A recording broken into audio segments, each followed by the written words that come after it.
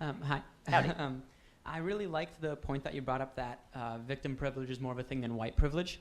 However, since you deny the existence of white privilege, do you also deny the white racial frame? You'll have to define for me what the white racial frame is. Okay. The white racial frame is Is it like an 8 by 11 or? Like sorry. Explain. It's kind of the lens that our society looks through that sees white as the normative and other races as other. Well, America is ethnically a majority white society, so it seems to me that statistically speaking, if you're a marketing firm, for example, and you're trying to market a shampoo, and you're trying to put somebody on the cover of that shampoo, and the norm is that it's somebody who's white, that makes a certain amount of sense. I mean, if you're trying to market to a black crowd, then you'd probably use a lot more black people on the cover of the shampoo bottle. But again, I need a little bit more specificity. If you mean in general that the entire society is oriented toward white people, no, I don't think that that's true. I think the majority of things in society are aracial. I think that when you go to buy a car, there's very little racial about it. I think that when you go to take a class, there's very little racial about it.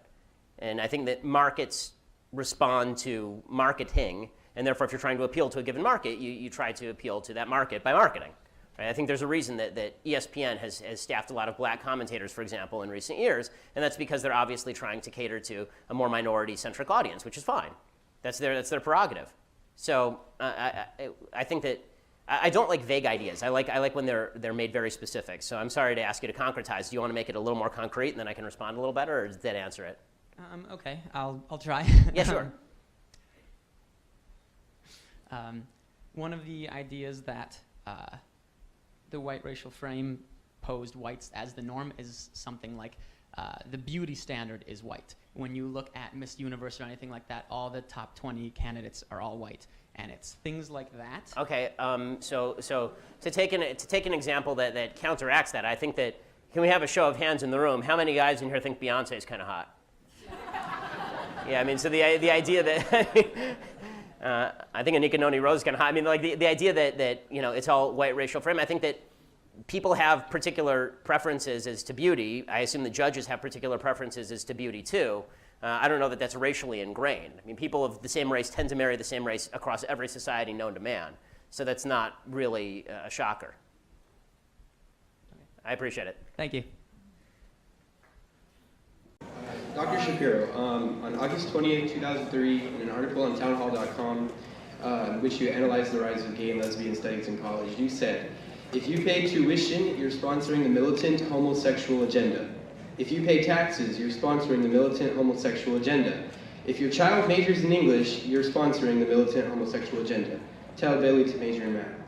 So I guess my question is, earlier you were talking about grouping and how liberals do grouping. Yes. Would you say that this is an example of grouping and therefore you're kind of crossing the boundary into a liberal?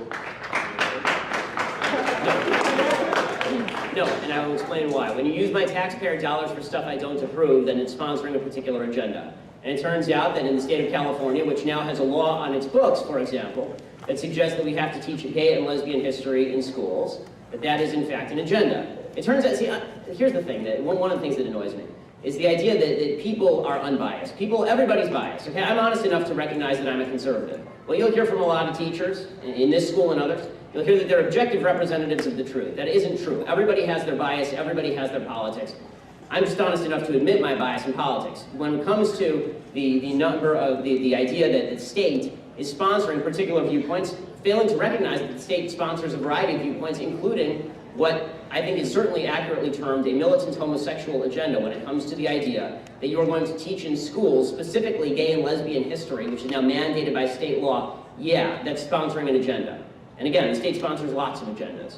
So, yeah, I mean, I'm not going to run away from something that I wrote and agree with. Hi, thank you for your time. Thank you for coming here. I disagree with a lot of what you said tonight. Good. That makes it fun. I don't believe that being transgender means that you have some sort of mental illness. Okay. And I think that the majority of the psychological, national associations would agree with that. And I think that there's a lot of evidence that institutional racism exists and that it manifests itself in very real and negative and harmful ways. Okay. Okay. But I don't feel any violence or animosity towards you, and I would say that most of the people that I know might wish that you wouldn't spread ideas. They might wish that you wouldn't spread ideas that they find harmful and negative, but they don't feel any direct ill will towards you in any violent way that they would carry out. So I guess what I've been feeling throughout this talk is kind of this vast mischaracterization of the left as some sort of homogenous, violent, oppressive body. And I think that the majority of the people that I know and the majority of the interactions that I've had with communities on a larger scale have not matched that representation. So I was wondering if you could kind of talk a little bit about the nonviolent. So there are two aspects to the nonviolence, okay? And I think one you will agree with and one you will disagree with. So the one that you will agree with is the one that you've already agreed with, which is that you don't get to hurt people just because of what they're saying, right? This we all agree with. This is also the distinction. There's a reason I use the word leftist and not the word liberal. I think there is a distinction between people who are liberals and people who are leftists.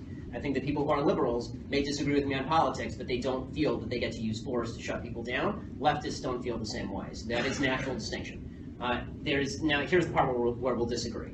I think that if you are seeking to use the government to cram down your particular vision of society on individuals in violation of their freedom, that this is an aspect of totalitarianism. Whether you want to shut me down or whether you want to, let's pretend for a second that I were a baker. And let's say that I'm a religious baker. I'm a religious person, so let's say I were a baker. And let's say that I don't want to participate in a same-sex wedding because I feel that that's sinful in my own religious belief. My belief is that's none of your business. The belief of most people on the left is that there should be legislation that forces me to cater to that same-sex wedding. By polls, this is true. So, now we're getting into dicey territory because now this does implicate violence. It implicates governmentally used violence. So, you can be, I'm happy you're libertarian essentially with regard to my speech. But when it comes to my behavior, you're significantly less libertarian than I am. You can do what you want, I don't care. But people on the left deeply care what I do in my personal life, that they have no right to my labor and they have no right to my services. So this is where the pedal hits the metal in terms of American politics, and this is where the pedal will hit the metal when the government starts getting more and more deeply involved. As far as the institutional racism, all I would ask you to consider, you can believe what you want, but I would ask you to consider this. Shouting institutional racism does not actually combat racism. You have to find individual instances, and you have to show me who the racists are so that we can fight them together. I hate racism. I think it's evil. But if you're just going to say institutional racism every time something bad happens, there's no way to fight it. I need a policy that you're proposing, or I need a person who's actually racist so that we can fight it together, or we can determine whether the policy is good.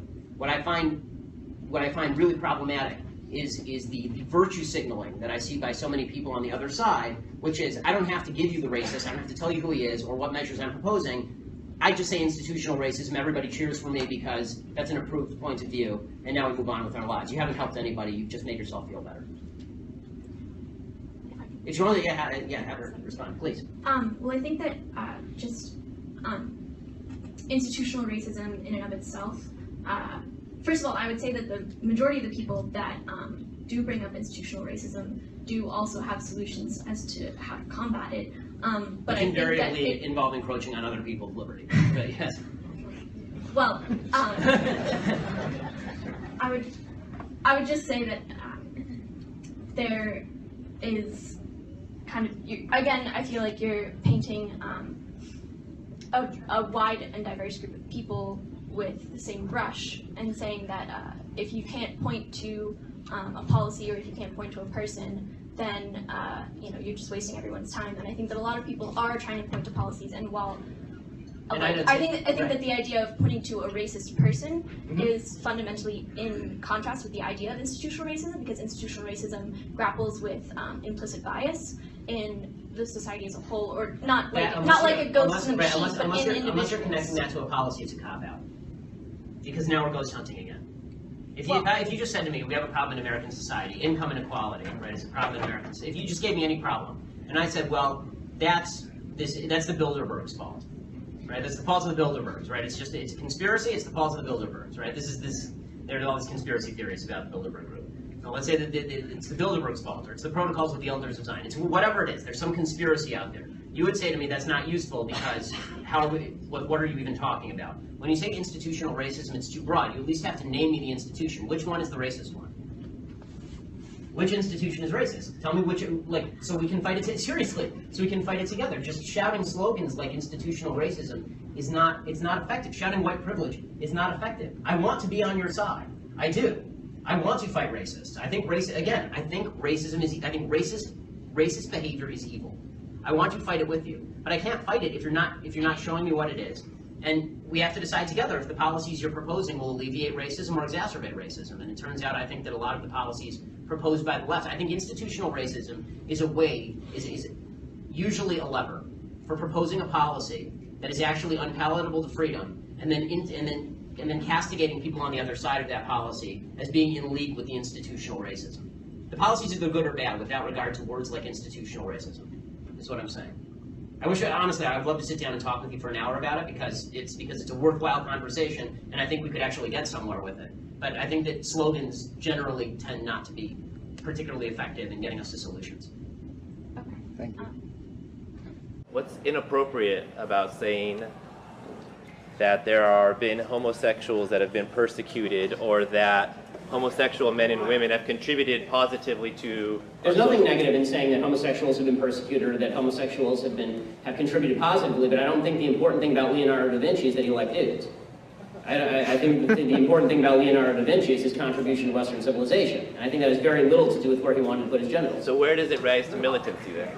Where does it rise to militancy? It rises to militancy when you start grouping people based on their sexual orientation without any reference to their actual contribution to the culture. The fact is that the contributions of Leonardo da Vinci had nothing to do with his proclivity for people of the same sex. Just as, Abraham Lincoln's sexual proclivities had nothing to do with his contributions. But we're not talking about, in California, we make mention of a Stonewall, we make mention of Harvey Milk, we make mention of positive people pursuing civil rights. Okay, first of all, again, your definition of civil rights includes, for example, same-sex marriage, which is a very hot-button political topic, still in California. Okay, the idea that that's not an agenda is, of course it's an agenda. I mean, do you acknowledge it's an agenda? Absolutely. So it's certainly an agenda, right? You don't think it's militant, and I do. That's all. Hi. Howdy. Fact number one. Transgender is not a disease. This is not my opinion. This is facts from the World Health Organization and the American Psychology Association. Just like gay people don't have a disease. Fact number two. Rich kids stay rich, poor kids stay poor. It's not true. Out of 1,800 billionaires in the world, 12 of them are black. Where you come from, where you grow up, how much your parents earn, whether your parents were married plays a major role in determining where your is there a question life mark at end the up. end? Fact number three, I would just like to remind you that hate speech is not free speech. Yes, it is. And my question is, since facts don't care about your feelings, why did you use false facts? Okay, so none of the facts that I used are false. First of all, yes.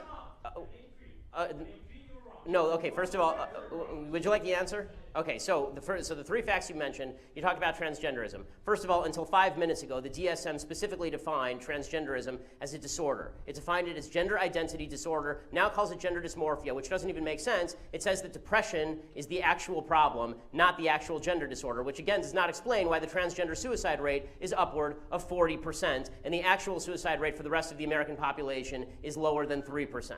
Okay, so that's number one. Number two, you talked about income inequality, and you suggested that all wealth is inherited. This is nonsense. According to the IRS statistics, if you are born into the bottom 20% of wage earners in the United States, you will not be one of the bottom 20% of wage earners in the United States. 90% of people will not be within 15 years. There's tremendous wage mobility in the United States of America. Plus, there is not a group of people who just sit at the very top and stay there. People move up and down, in and out of the 1%. 1% just defines the line of income. It doesn't define the people who are in that 1% of income. I've been in the 1%, I've been out of the 1%. It will happen to lots of people. People who are older tend to be more likely to be in the 1%. They weren't once in the 1%. What happened?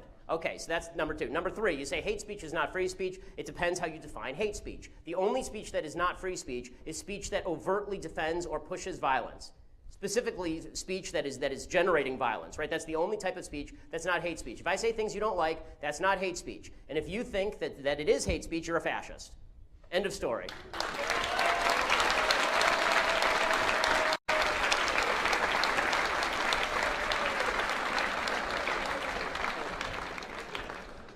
Hey Ben, big fan. Two things. One, I'd like to call my brother Anders. Hey Anders, someone out there watching the live stream.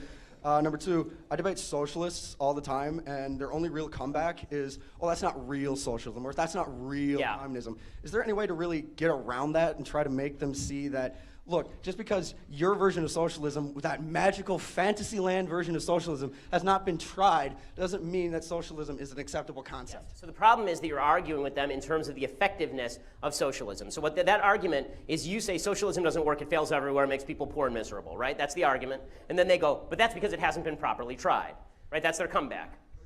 So here is the actual argument that works with socialism. It is immoral to steal from people even if you vote to steal from people. Okay, if there are 3 people in a room, and it's me, and I have $100, and you and your friend are in the room, and you vote to beat me up and take my money, that does not make it morally legitimate for you to beat me up and take my money.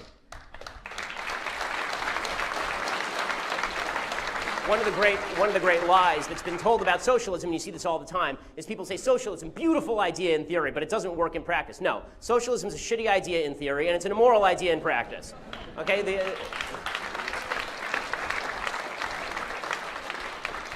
socialism violates at least 3 of the basic 10 commandments for those who still care. It makes government into God. It suggests that you can steal from people if you vote for it. And it says that it is good to be covetous of your neighbor's ass. Right? For Bill Clinton, it has a different meaning. But the problem for conservatives is we never actually argue on a moral level. We're constantly arguing on an effective level, on an efficiency level. And that's a problem because the left always argues on the moral level. In the end, they always say, sure, my ideas don't work, but they're fair. They're fair, right? And so what you have to say, the only way to come back to that from that is to say, no, your ideas are not fair, your ideas are theft. Your ideas are theft. You don't get to steal from other people just because you want their stuff. That's the only way to beat that argument. Do it on the moral level. Otherwise, they can always argue, well, it's not perfect. It's not perfect. Okay, there's no way to come back from that because, again, they're operating in unicorn land with gumdrop rainbows and fairy skies. Thanks. Shapiro, do you agree with the notion that ISIS and Islam are synonymous? No. ISIS and Islam are not synonymous, obviously. But is ISIS Islamic? Sure. Okay, it's asinine to contend that ISIS is not Islamic. Of course it's Islamic. It's just a branch of Islam that is quite radical in scope. Now, I'm also going to mention here that the notion that there is a only tiny minority of Muslims who are in fact radicalized is not true. I mean, if you look at polls around the world, I've done a video on this, you can see on YouTube. I go through the Pew Research polls and evaluate standards based on what percentage of populations in various countries backs terrorism or honor killing of women, what percentage backs prosecution based on Sharia law by the government, right? And it turns out that actually hundreds of millions of people believe in these things. That's not the same thing as being a terrorist, but it does mean that you believe in things that are fundamentally anti-Western. So that's problematic. So is ISIS the sole representative? No, there's no sole representative of any religion. And I'm not really concerned about the idea of, there's some people you'll hear who will get into the violent passages of the Quran, and that's not something that interests me. You can find violent passages of the Bible also, and I'm a Bible-believing Jew. But what matters to me is behavior. What matters to me is how that behavior manifests, particularly in terms of the ideology that you believe. So, is ISIS Islamic? Yes. Is it the only form of Islam? No. Or should we be concerned about radical Islam across the globe? Absolutely. Hi. So you spoke a bit about the the boost and the negation of the SAT scores that black applicants may receive with comparison to Asian people or in comparison to white people. Yeah, I spoke about the Princeton study, correct. And you also spoke about how there is not an equality of outcome in this nation. So with regard to this... No, there is inequality of outcome. Yeah. There's no inequality of opportunity, yes. Yes. In the sense that there's no government obstacles. They're inequality, just to clarify before you finish the question, I promise, I'll let you finish. When I say there's no inequalities of opportunity, I obviously don't mean that we are all equally situated. I will never be an NBA basketball player. It's never going to happen. Although I could probably make the Lakers roster, they're that bad, but go ahead. Given that you contend that there is an equality of opportunity in this nation, do you think it is right for the government to pursue, or for federal cases to say that in some cases policies like affirmative action targeting certain ethnic groups are correct, and doing this, does it acknowledge white privilege, or do we should just leave this sort of policies totally out even though there is inequality of outcome? No, so my answer about affirmative action and government policies that are meant to rectify these inequalities of outcome no, I'm very much opposed to those. If you have two people who have equal SAT scores, and one of them happens to have had a bad childhood with obstacles to overcome, and one happens to have grown up in a very rich household, then that's an actual factor that has to be taken into account. But if somebody gets an SAT score that's 200 points below somebody else, and the only differentiating factor is their race, that's racism. I mean, I remember a few years back, there was a story in the Wall Street Journal about an Asian kid who got like a 1510 on his SATs when it was out of 1600, and he grew up extremely poor, single mother, it was a rough neighborhood, so he had to study in his closet for fear of gunshots and all this stuff, and he applied to Yale, didn't get in, and he didn't get in because he was Asian. If he'd been black, he would have gotten in. I mean, that sort of stuff is just racism pure and simple. I don't understand why Colin Powell's kid is not worse off than that Asian kid was. And we're all differently situated, so let's look at each other as individuals. There's some black people who have it really bad in this country. There's some black people who have it really great in this country. There are a lot of white people who have it really bad in this country. There are more white people on food stamps than black people, by a large margin. There are more white people on welfare than black people by a large margin, which is not to suggest that black people are not on average poorer than white people, because they are. But we're going to be in a much better position to do justice when we stop focusing so much on the perversion that's known as social justice. Social justice stands in direct contravention and opposition to justice. Justice is about you take action, you get what you deserve. Social justice is about you take action, and we may or may not give you what you deserve based on what we think your social group deserves. And that's evil. That really is. I mean, the idea that we're going to not judge the individual, we're instead going to judge what is most apropos for society based on the group to which you belong, and in some cases to which we arbitrarily place you, that's actually evil. Social justice is another word for redistribution of outcome and unfairness. Justice is a word that doesn't need a modifier. Like the word good doesn't need a modifier. Social justice doesn't need a modifier. You add social to it, you're detracting from the original word.